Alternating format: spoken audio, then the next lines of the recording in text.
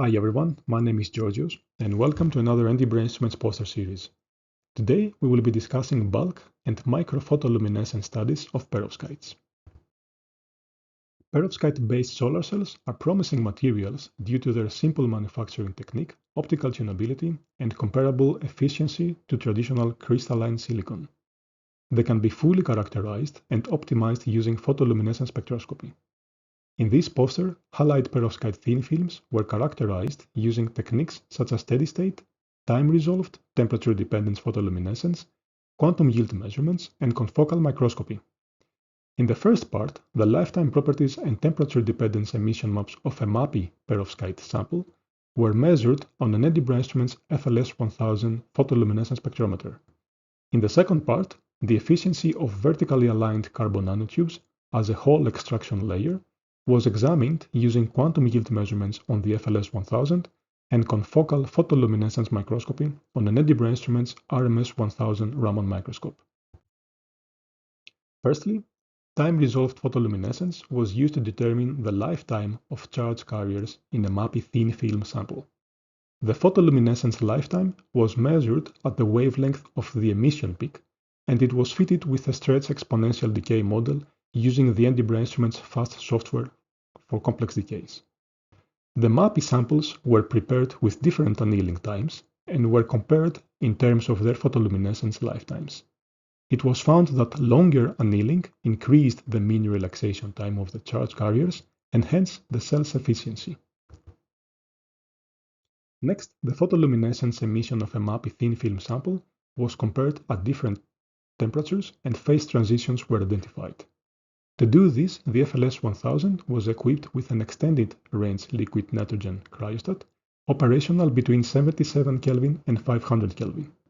This was fully controlled using Fluoracl, the FLS1000 software, that allowed emission spectra to be recorded automatically between 370 Kelvin and 80 Kelvin.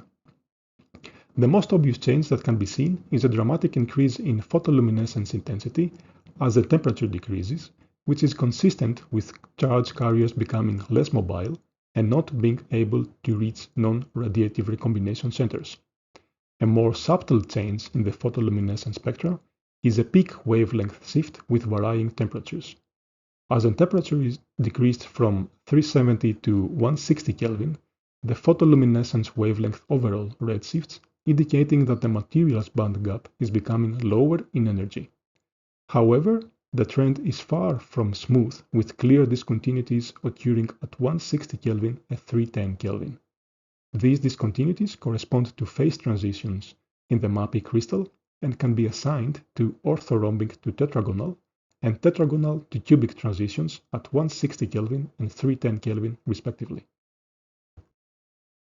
In the following section, quantum yield measurements were performed to examine the efficiency of vertically aligned carbon nanotubes as a whole extraction layer on a mixed halide perovskite sample. To do this, the FLS1000 was equipped with an integrating sphere to allow absolute quantum yield measurements to be performed. The quantum yield wizard in Fluoracl was used to calculate the quantum yield from the resulting scattering and photoluminescence spectra. In the wizard, the desired scattering and emission integration ranges are defined, and Fluoracl integrates over the desired range and calculates the quantum yield by comparing the changes in emission and scattering when the sample is compared with reference blank sample. The quantum yield for the carbon nanotube whole extraction layer sample was 0.02% compared to 0.14% for the perovskite control, confirming that the nanotubes successfully suppress radiative recombination due to whole extraction. These values correspond to a lower bound extraction efficiency to 86%. To support and enhance the quantum yield data, photoluminescence spectral mapping was used to compare emission intensities in the regions containing the nanotubes and those without.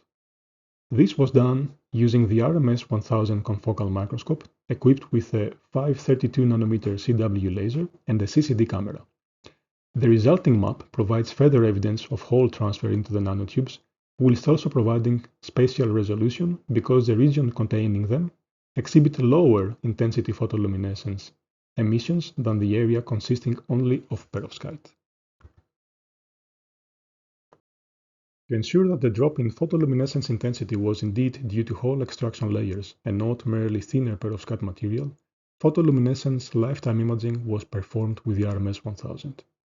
Here, the microscope was equipped with an external pulsed laser source and TCS-PC electronics, including a PMT detector. Photoluminescence decays were recorded in a 2D grid encompassing areas known to contain the nanotubes, and lifetimes were calculated using the RMS 1000 software Ramacle. The resulting image reveals that the average lifetime recorded in the areas containing the whole extraction layers were shorter than those containing only perovskite. This data proves that whole transfer is occurring, since it is a depopulation event that should shorten photoluminescence lifetimes. Thank you very much for watching. If you have any questions, please don't hesitate to email us or reach out on our social media.